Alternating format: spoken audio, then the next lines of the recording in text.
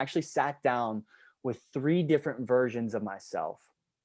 I sat down with past Nate, I sat down with present Nate, and then I sat down with future Nate. And I looked at past Nate and I said, man, you blew it. You did you did a lot of really bad things.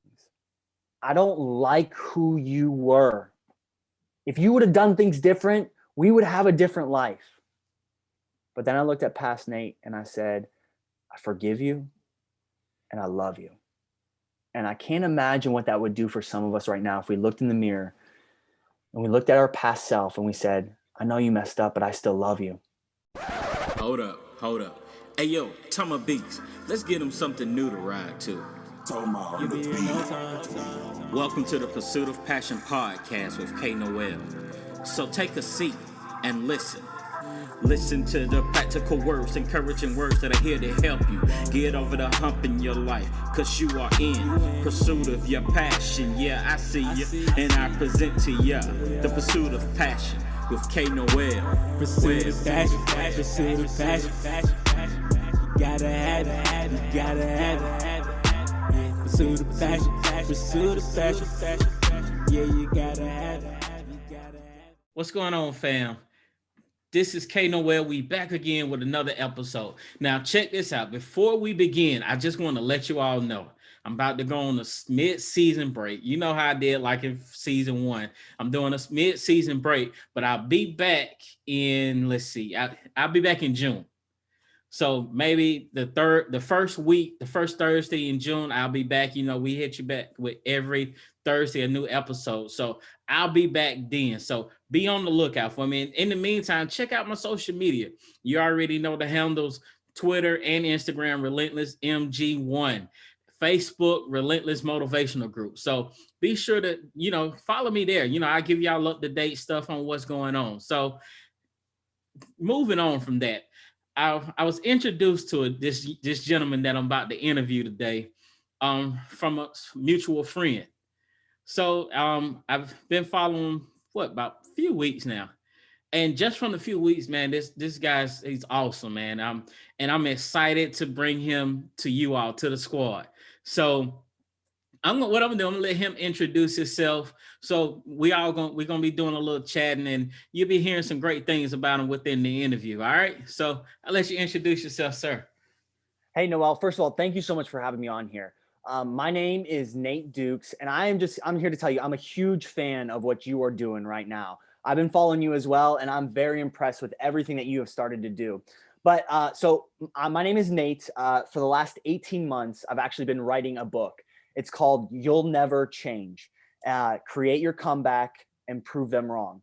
So people who have found themselves in a messy situation or feel like their life is too messy to change, oftentimes they believe this lie. And the lie is, I'm never going to change. Maybe a parent has said it. Maybe an angry spouse has said it. But oftentimes the voice is loudest in our own head. And so I wrote this book to inspire people to start from the bottom, create their own comeback, and prove those negative voices wrong. So this is going to be a great conversation for anybody that is feeling worthless, that is anybody that is struggling in their current life situation, that is looking around at their life as we speak and thinking, there's got to be something more than this. And so I'm excited to talk to you. I'm excited to dive in and really share my heart and also part of my story, because that's really where this all begins. Awesome. So tell me, let's talk about the book for a minute. What really inspired you that, okay, I want to write this book? Yeah. So in order to do that, I got to take you back to 2017. Okay. So 2017, I walk out of jail. Believe it or not, I had found myself in a place that I never wanted to be. I'd made some really poor decisions. I'd taken advantage of a lot of people. I'd hurt others in my life. And now all of a sudden, I'm in this place that I never wanted to be in the first place. And when I got out of jail, I knew that I wanted to make some changes in my life, but I didn't know how. I didn't know where to start.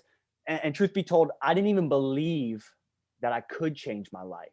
And so it wasn't until I started to get around some other people who could help me. It wasn't until I got involved and connected with a church that believed in me that I was able to start to make some positive changes in my life. I was a messy person, but there were some people who were willing to get messy with me.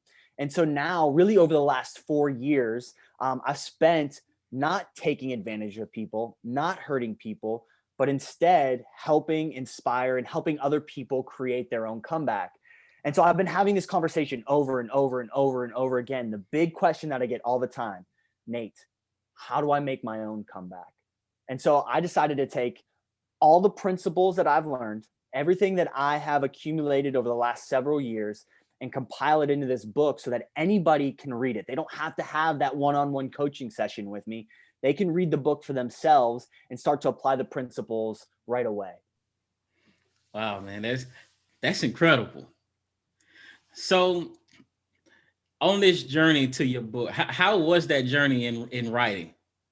Yeah, so I'll tell you, man. Every time I sat down to write the book, I'd write for about an hour, and then I'd type, and then I'd backspace, and delete the whole thing. And I'd sit down for a few weeks later, and I type, and eventually I'd delete the whole thing. And it wasn't until really when 2020 hit and the world stopped, and everybody got an opportunity to finally focus on some things that maybe they had wanted to do for a really long time, but never had the opportunity. Or, we can come up with plenty of excuses. I'm busy. I've got things to do, my job, my kids, all those excuses were gone. And so I really sat down and I said, if this is ever going to happen, this is the opportunity that I'm going to take advantage of. It's going to happen right now. And that maybe is a wake-up call for some of us. When we have an opportunity right in front of us, sometimes it's staring us in the face, and we really have to take advantage of those. What looks like something that is scary, what looks like something is negative, can actually be an opportunity for a breakthrough or a comeback or a new start. And so that's what I decided to do. The world was on pause anyways, so I decided to get to work.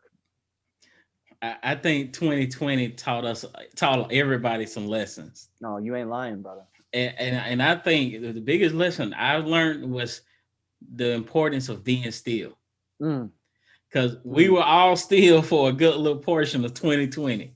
Yeah, I got real good at it. I got real good at being still. I'm naturally an in-house body anyway, but yeah. I got tired of being in the house sometimes, though. Yeah, I think my wife got tired of me being in the house too. All right. So tell us about your journey back then, before the book, before the change and stuff. Tell us a little bit about that journey. Yeah. So growing up as a kid, we were the poor family. We just didn't have a whole lot. My parents, they were kids trying to raise kids. And maybe you can relate, maybe you understand, maybe you know somebody who's in the same situation. And, they were good people, but they had a lot of unhealthy mindsets. And those unhealthy mindsets were passed down onto me. I don't blame my parents for anything, but I'll be honest with you, it was a tough childhood growing up. And so we were always constantly getting handouts or hand-me-downs. We did a lot of shopping at Goodwill and Salvation Army. And listen, I don't think there's anything wrong with that. But it developed some unhealthy stigmas inside my own brain that said, there's something wrong with me, and my life situation is never going to be any different than what it is right now. And so I remember very distinctly this church coming and actually helping us with our Christmas presents one year. My mom came and said, hey, listen, Christmas is going to be a little rough this year. Don't expect any presents underneath the tree. And that's never anything a kid wants to hear, right? You never want to hear presents ain't going to be underneath that tree. Yeah. And so when we woke up on Christmas morning and there were presents, not just underneath the tree, but everywhere, on the couch, on the tables, underneath the lamps, they were everywhere. I was really excited because I felt like, wow, for the first time in our lives, we have new stuff. We have stuff. And I was so thankful for this church because they were actually able to help us. But the problem is that if you don't actually get resourced and taught how to make new decisions in your life, you just find yourself stuck in that same cycle, in that same circle. And so growing up through my whole life, nothing really changed, even though we got a lot of handouts. And it wasn't until I went away to college for the very first time that I felt like nobody was watching me and I could actually go out on my own and make my own decisions. And I got introduced to drugs and alcohol very quickly, like any other college student does. And I'll be honest with you, I had a really good time. I had a whole lot of fun, man. For the first time in my life, I felt like I was the life of the party. I felt like I had a personality. I felt like I was finding and meeting new friends. But this is what I learned in that season of my life, that things that feel good in the moment aren't always good for your future. Yes, sir. Things that feel good in the moment aren't always good for your future. But I didn't know that back then. And so I got introduced to ADD medication, which I used for studying and taking tests. I got introduced to alcohol, and then alcohol turned to pills, and pills turned to everything else. And all of a sudden it went from just casually using drugs to now I was using them just to get by on my everyday life. And so after 4 years of going to college, I got to this point where, okay, I ran out of money. This college thing ain't going anywhere. I'm going to drop out. And when I dropped out, I moved back home with mom and dad. And listen, that is never a fun move to make, right? When you finally taste a little bit of freedom and you got to move back home with the parents. And then you're like, how did I end up here? But I made the best of it, and they were great. And they welcomed me in, but I knew I needed to get a job. And so I got a job as a bartender. And then from being a bartender, I went and I started working at an IT company. And from there, I just started that I was going to start my own business. Even though I dropped out of college, I could still be motivated and I could start my own thing. And so I started this marketing company. And maybe you've watched these movies where these young hotshot kids will drop out of college, they start their own company, and they get super successful and they make a ton of money. Yeah. I want to be very clear. That never happened for me. Okay. I barely did okay. But what it did is it opened a door for me to be able to get involved with a friend of mine who was opening a bar in downtown Youngstown, Ohio. And he said, hey, Nate, I know you've got some experience in marketing. I know that you've got a little bit of money. Do you want to open this bar with me in downtown Youngstown? And I said, of course, because it scratched the entrepreneurial itch, but it also scratched that party lifestyle itch that I had really developed when I was in college. Wow. And so now I go all in onto this business. I devote a piece of my soul into it. And we take what was failing in the beginning and we turn it into something that was pretty successful over the course of 2 years. Now, all of a sudden, I have access to more money than I've ever seen in my entire life. Now, I need you to understand something. It wasn't a crazy amount of money. It was just, you got to understand, we were the poor family growing up. And so for me, this felt like a crazy amount of money. Yeah. All of a sudden I had a nice car. I had a beautiful apartment with a high rise building. It was, I had friends in higher circles. I was networking and hanging out with people that I would never hang out with before, but I was still empty on the inside because I was chasing success thinking that it would fulfill me. And it never did. And listen, I don't think there's anything wrong with being successful. In fact, if you're listening to this right now, I hope that you are wildly successful, that everything that you're working on right now, that God blesses it, that it works, that it makes an impact. But if all you're chasing is success, when you finally catch it, because you ultimately will, if you are not actually fulfilled from it, you'll be left empty on the inside, which is exactly what I was. I was empty. And so I started to try and fill that emptiness with other things because obviously the success wasn't filling me. So I started my drug addiction to ramp up. I started using more drugs, but I also started gambling a lot too at the casinos. I would go after the bar closed and I would head to either the casino in Cleveland or the casino in Pittsburgh and wherever I could go. And so finally, after gambling for so long, I don't know if you know how casinos work, but they are designed that the house always wins. Yeah. But I had this complex where I thought that I could beat the odds. And I think that sometimes optimistic people, we can get in our own way sometimes with that because we think that we're better than or we can beat it. But when it comes to math, I'm no math. I can't beat a math number. Okay. I can't beat a math statistic. And so I won a little bit of money, but I lost a whole lot of money. And then finally, once all of my bank accounts had been drained over several months of gambling, I finally started to dip my hands into the business bank accounts. And it was one of the lowest moments of my life because I had found myself doing things that I never thought that I would do. And so I started taking deposits. I started taking from the cash register. And really in my mindset wasn't that I'm stealing money from this business. If anything, I thought it's my money anyways. I own the business, or Yeah. at least half of it. But the problem is that when it came time for payroll to come out on a Friday, we had about 20 employees who were working for us. And my business partner, he pulled me aside into the office and he said, "All right, Nate, it's time to cut the checks for everybody." And I just had to come clean. I said, "Hey, listen, here's the problem. If we write these checks, there's not going to be any money in these accounts to cover them." He was confused and he didn't understand what was going on. And finally, everything started to catch up to him. And he realized that the night before I had taken all the payroll money and had lost it all. And so he gave me an ultimatum. He said, "You can either sign everything over to me and walk away from this business free and clear, or I'm going to get lawyers involved and I'm going to press charges." So now at 26 years old, I signed over essentially what was my life's work at that point. And I moved back home again with my mom and dad, another walk of shame. And they were grateful to have me, but they also didn't really know the depths of everything that was going on. And so my identity of who I was as a person was being wrapped up in, "Nate, you're a business owner." When that business was gone, I didn't know who I was anymore. And so I got super depressed. I laid around on my parents' couch for 6 months, could barely hold a job. I'd get a job and then I'd still deal with this gambling and drug addiction. So I'd resort back to what I knew, which was stealing from the cash register. I'd get caught and then I'd get fired. And when I went and got another job, I'd steal from the cash register. I get caught and I get fired. I was stuck in this never ending cycle of bad decisions after bad decisions after bad decisions. I don't think anybody wakes up in the morning and says, "Today I'm going to do something that is going to ruin the rest of my life."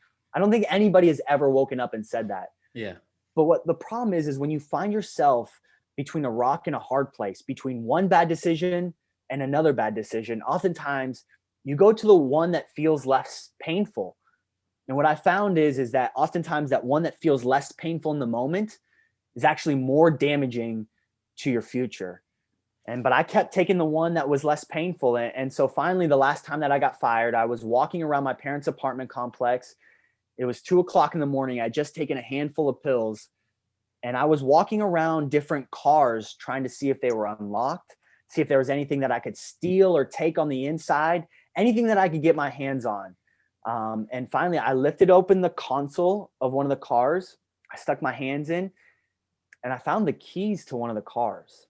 Wow. And so now in my twisted, crazy, drug-induced mind, I made this decision that I needed a fresh start. I needed to get out of here. I needed to run away. And maybe this car was a gift. Maybe this car could help me get out of here because my life was falling apart. And so I didn't understand in the moment, but I was making another decision that would shape me for the rest of my life. And I ended up stealing this car. And I went to my house, my parents where they lived, and I packed 5 garbage bags of clothes. I threw them in the back seat and I headed for Houston, Texas. I had a buddy who lived down there and he said, "Nate, if you ever find your way down here, man, I'll help you get back on your feet." He knew I hit some rough times. Now, listen, he didn't know I was about to steal this car, but he did offer his place up. And listen, I stole a 1999 Buick LeSabre. If you're going to steal a car, okay, there are plenty of cars out there that you can get your hands on that are a little bit better than a Buick LeSabre, okay? But when you find yourself in the wrong headspace, in the wrong place altogether, you never know what could happen. And so I headed for Houston, Texas. I got about halfway from Ohio to Texas. I got about halfway to a small town right outside of Nashville, Tennessee. And I knew that I needed to get some sleep because I'd been up for about 3 days at this point. I knew I needed to get some sleep. And so I pulled into a gas station. I just wanted to get some rest so I could finish the rest of my journey. And I was woken up at 9 a.m. to some banging on the window, bang, bang, bang, bang, bang. And a stranger's hand reached into the car and pulled me out, put me on the ground, and began to put me in handcuffs. And I realized in that moment, I'm in some serious trouble. And the cops, they had put me in the back of their cop car. And this is when the thoughts started rolling around in my head. You're never going to change. This is who you are. Life is never going to be any different than what it is right now. And so they took me to Cheatham County Jail in Ashland City, Tennessee. And I was hanging out with the country boys, okay? I didn't know where I'm not a country boy myself. And so I'm hanging out with these country boys, and they didn't know where I came from. And so we got to know each other real fast. And I'll tell you, jail, I say this to people, and they give me some weird looks when I say it, but jail was one of the best things that ever happened to me. And this is why. It gave me a chance to, first of all, clear my head. And it gave me an opportunity to say, okay, when I get out of here, I'm going to need to make some changes in my life. I'm going to need to move in a different direction. And oftentimes, when we are faced with these big life-altering moments, there are opportunities. There are opportunities to pivot. There are opportunities to shift. If we allow them, they can be fuel for us to have a completely different life. And so I remember very distinctly the only opportunity that we got to get out of our pod or our cell was once a month they would offer church services. And listen, I'm a man of faith. I don't apologize at all for what I believe. I'm not here to push or tell anybody else what to believe. But back then, I'll be honest with you, I didn't want anything to do with God. I felt like he had given up on me. I felt like he didn't care about me. And I definitely didn't think he was listening to me. But they offered us to go to church. And the only reason why I wanted to go was just so I could see something different, just so I could get out of the four cinder block walls that I had seen for so long. And so we walked down this long hallway, and they take us to a room off to the left. And inside there were 16 folding chairs. And so we all sat down one by one, and in walked this really old man. And he sat down and he pulled out a really old guitar, and he started to strum it a little bit. And as he was tuning it up, he looked at us and he said, "Fellas, the only difference between me and you is that I never got caught." And he started to sing this song called Amazing Grace. And it goes, "Amazing grace, how sweet the sound that saved a wretch like me. I once was lost, but now I'm found. I'm blind, but now I see." And I looked around the room as that song was being played, and I saw 16 guys with tears started streaming down their face. And this wasn't just little tears, man. They were ugly crying, okay? They weren't even good. We weren't good looking. We had messed up beards. Our hair was crazy. Orange is not a good color on any man, especially when you're crying. And so now all of a sudden I'm in this moment where I feel this overwhelming sense of peace. And I describe it as this perfect moment in my life because I wasn't worried about my past. I wasn't worried about my future, when I'm going to get out of here. But I was just in this moment. I felt like everything was going to be okay. And what I didn't realize it then, but that was the peace of God settling on my life. And I knew that when I got out, I wanted to make some changes. I knew that from there, things had to look different for me. And so when I got out of jail, they gave me a felony, theft over $1,000, because you're not allowed to steal things, turns out. But my little sister, she was 21 years old at the time, and she could have said anything to me. She could have said, "Hey, big brother, do you want to go party? Do you want to go celebrate? You've been locked up for 6 months." But she said, "Hey, do you want to go to church with me?" Wow. And I said, "No, I don't." She said, "Well, it's better than anything else you've been doing for a while, so why don't you give it a shot?" And turns out she was right. And so we went to this church service. It was in the backside of a mall somewhere, and it didn't look like any church that I had ever been to before. And so I walked in, but thinking that people were going to judge me. But when I walked in, I was met with love and not judgment. And my walls started to come down, and I sat in the service, and I thought it was going to be music that I wasn't going to relate to, but the music seemed to be more relevant to me and the place I was at in my life. And then finally, this man came on stage, and he started yelling from the front. He started saying, "God isn't mad at you, but he's mad about you. And even in your lowest moment, all he wants is a personal relationship with you." And then he said in this very beautiful moment, he said, if anybody wants to accept a fresh start with Jesus, go ahead and just shoot up your hand. On the count of 3, 1, 2. And I'm kind of like looking around left and right. I don't want anybody to see me. And finally he says 3. And I do this kind of like, hey, like you see me, I see you kind of thing. But like, I don't want anybody else I don't need to go the full stretch. But in that moment, I had accepted a fresh start with Jesus, and I knew that God had forgiven me. But here's the problem: I still hadn't forgiven myself yet. And so my eternal destination was secure, but I was still messy on the inside. There was still a lot of things that I had to figure out. And that's when I really started to do a deep dive into personal development and motivation and inspiration. And what does it mean if I want my world to change, that I have to be the one that changes first? And so, like I said in the very beginning of this, I was a messy person, but there were some people that were willing to get messy with me. And ever since then, my life has looked very different. So now I get to lead hundreds of volunteers at that very same church every single week. I've written a book. Me and my wife, we got married last year. We had a wedding in the middle of 2020. We could have waited, but we had some things to handle. We had some business to take care of, and so we wanted to be married. But we bought our first investment property together. We own a duplex, and which I'm super thankful for. It's one of the first decisions that I made that is going to pay off, not in the now, but it's also going to help. It's going to support us through our future. I've sat on the board of nonprofits for underprivileged youth. I do a lot of one-on-one coaching. I help other people make their comeback. So my life is very different now than it ever used to be. Hey, what's up, fam? To all my business owners out there, do you need to get your business out to more eyes and ears? Do you have a book that you want to get into the hands of other people? Well, here's your opportunity. The Pursuit of Passion podcast is looking to partner with you. We are offering advertising opportunities, so hit us up today. All serious inquiries can email us at podcast@relentlessmotivationalgroup.com. And remember, all things motivate. Goals.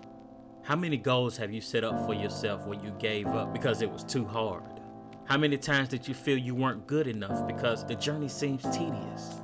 I too felt this way, but then things changed. I realized I had to change how I think. I had to change who I was. I had to be relentless. I am Noel. I want to tell you about my book, Be Relentless. It teaches how to understand your roar, your design path, hitting your mark, and much more.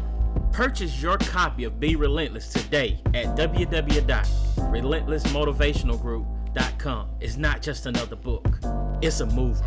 So are you ready to be relentless? Man, just hearing your story, I can relate to it so much from jail. I enjoyed jail. I just want to put that out there. From the church experience. Yeah. My church experience was nowhere near the norm. Yeah. When I first, after the change for me, church was in a house, somebody's house, in their living room. Wow. So, how was that for you? Because, we had this in our mind, how we thought church was supposed to be. Yeah. And I don't mean to go this way, but it's just the way it's going. Yeah, absolutely. I went to church. I had already built up the thought process in my mind of what it was going to be. I had already made it up that I wasn't going to like it, that I wasn't going to connect with anybody, that this really wasn't for me. It's just like God to put you in the right place with the right people to completely blow your mind. And that's what happened to me. I got to this church and there were people who were my age, but there were people who were a little bit older, farther along too, who could help scoop me up and take me underneath their wing and say, "Come here, kid, you're coming with me." And everything started to change for me because it was nothing like what I thought it was going to be. Even though I was dragged there, kicking and screaming, didn't want to go. When I got there, it was like God had met me exactly where I was. And I didn't have to get it all together. I didn't have to be clean. I didn't have to have it perfect. I just had to come. I just had to come before him. And so for me, my church experience was nothing like what I thought it was going to be. Wow. So tell me this. On your journey of transformation, how was that journey? Could you describe that journey a little bit? Yeah. So first of all, the first thing that I always say, if anybody ever wants to make a comeback, first of all, they have to believe that it's possible. And listen, if you're listening to this right now, I want you to know that I believe in you. Maybe you haven't heard this in a really long time, but I believe in you. I believe that everything that you need inside of you to make your comeback is already there. I believe that you're more than a conqueror, but I also need you to know that it doesn't matter what I think. It matters what you think. And so, I'm gonna stop you right there for a second, yeah, because I feel it. There's somebody that's listening or watching right now, and they need to hear that again, because they probably weren't paying. They probably looking in their phone again. So say that one more time. I said that I believe in you. And I believe that everything that you need to change is already inside of you. But it doesn't matter what I think. It matters what you think. And maybe you've given yourself plenty of reasons not to believe in yourself. But all of that can change in a moment. All of that can change based on the new decisions that you're going to make moving forward. And so for me, when I was making my comeback, the very first step that I had to do, first of all, I had to believe that it was possible. I had to see it. So I started to create this vision for my life. I started to, in my mind, imagine what my comeback could look like.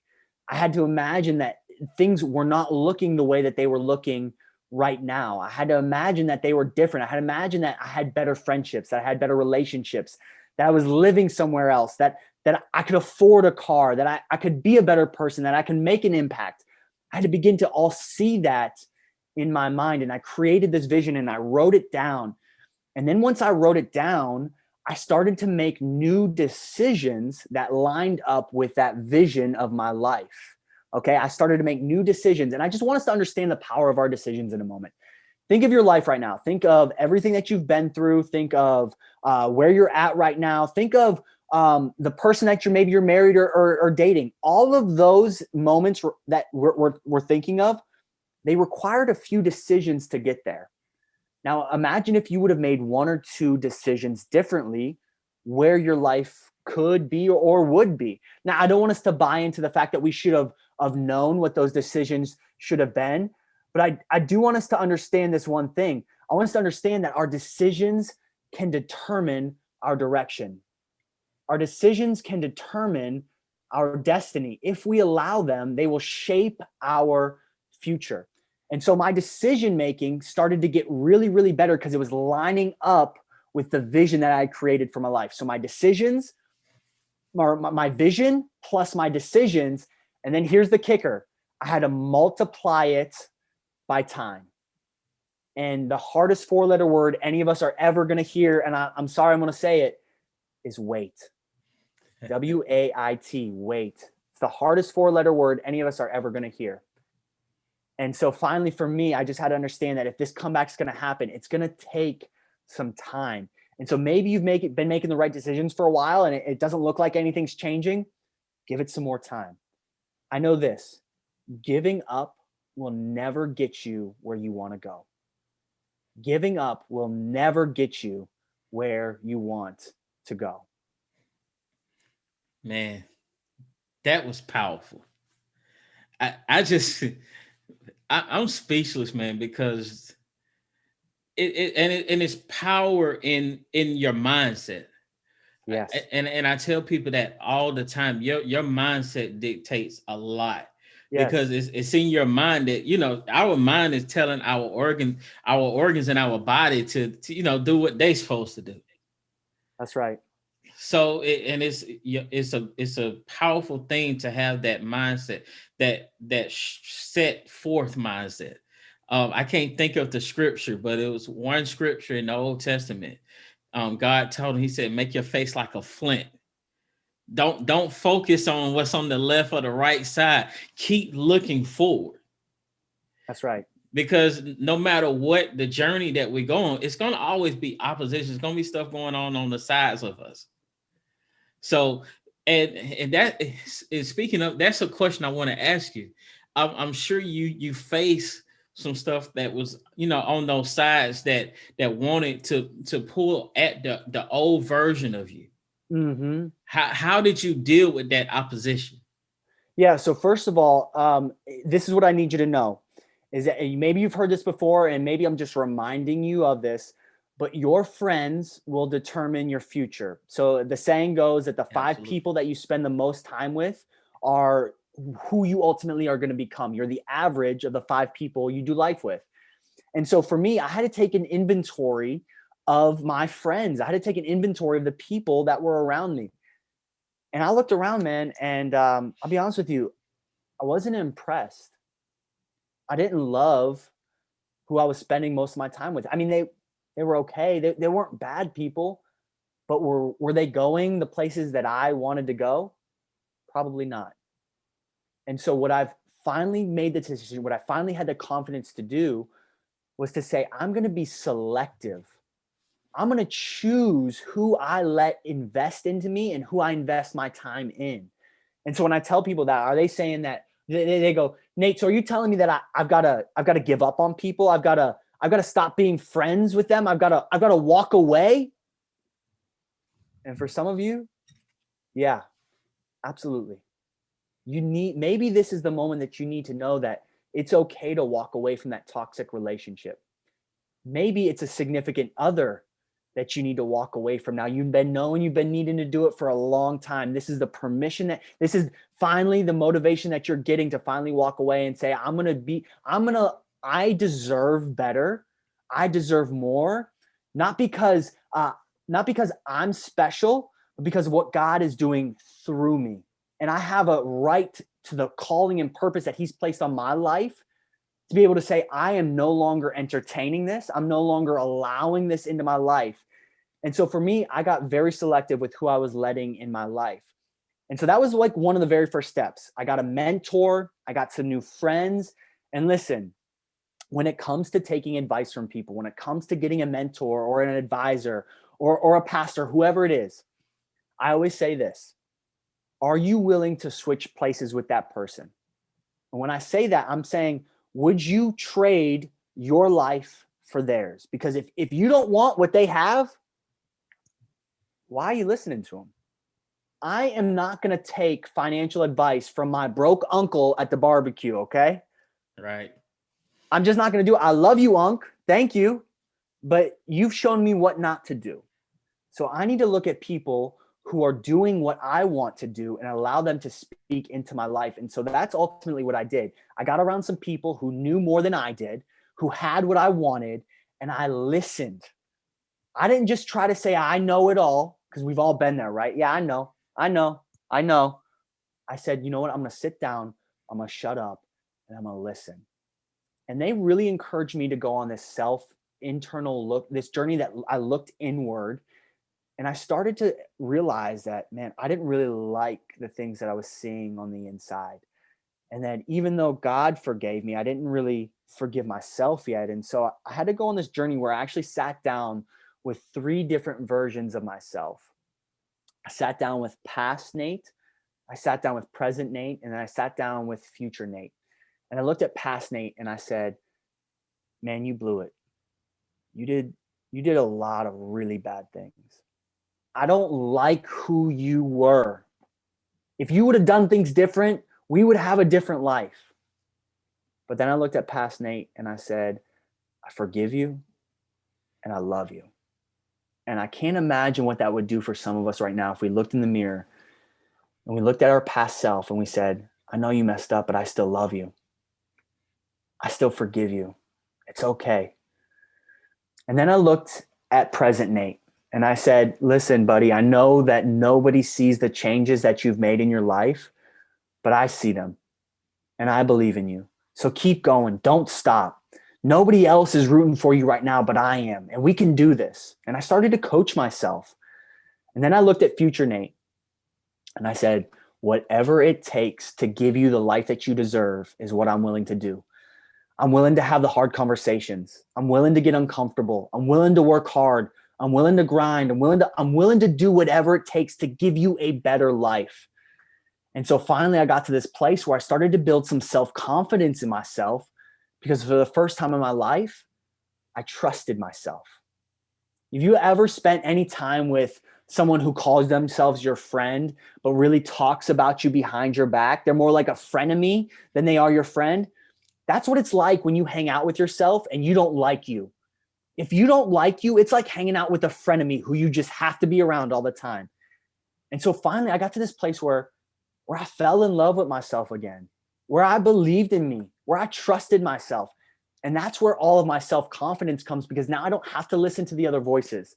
I don't have to listen to everything that's coming in, because I trust what's in here. I trust what God has placed inside of me. And so now it's me and God, not me and everybody else. Man, that sounds like you have another book right there, Living with the Enemy. Ooh, I think you're speaking something to existence right now. I'm gonna let you have that one. Make sure you write that one down. I love it. But I want people to understand this, because and I was just talking to somebody about this earlier. And I want you all to hear this and see this, that the importance of your connections, the people that you surround yourself with. That is very key. And that's what I keep hearing in your story. From the old Nate to the Nate at that point. And I'm sure it goes on even to the Nate now. Yeah, absolutely. The people that you surround yourself with are so important. And this is what I've come to understand, is that if I'm ever going to be the type of person that I want to be, I've got to be grateful for what I have. I can't just be looking around and wishing that I had more. It's okay to have a vision, but you have to be grateful for what you have now, because gratitude and before you write this off on another gratitude list or okay, here we go, I've heard this before. Gratitude reminds us that we are enough and that we have enough. And you know what's so interesting? When you are grateful, you bring people into your life that want to be around you. You ever been around somebody that's ungrateful? That's just ugly on the inside, man. You don't want to spend time around them at all. But the person who is grateful and of service to other people and life-giving and full of light and love, it's like, man, I can't wait to hang out with that person. And so for me, the more work that I did on the inside, it's like the better the people around me started to become. We now interrupt your regularly scheduled program for a very special announcement. Midweek blues holding you back? Got a bad case of the Wednesdays? Well, check out the No Wednesday podcast with Dr. C. Emmanuel Little, where no Wednesday formed against us shall prosper is the mantra. It's the absolute best variety show, founded on self-care but featuring a little humor, a little music, a lot of information, and most of all, you. No Wednesday is available on Apple Podcasts, Spotify, Stitcher, and most other podcast platforms. Follow the show at No Wednesday on Instagram and Twitter, and use the hashtag No Wednesday to follow the conversation. Enjoy the show and be easy. Toma on the beat. Hey, what's up, fam? Yo, check this out. If you need music for your next album, your podcast, or maybe even your next video, you know, your YouTube or whatever, I need you to check out my bro, Toma Beats. Hit him up today so he can set you up with dope music like what you hear in the background now. He also is the producer of the music you hear in the background for seasons 1 and 2 of Pursuit of Passion podcast. So check him out today on Instagram, Toma_Beats. That's TOMA_Beats. Or you can look him up on Facebook, Toma Beats. All right, let him know K Noel sent you. All right.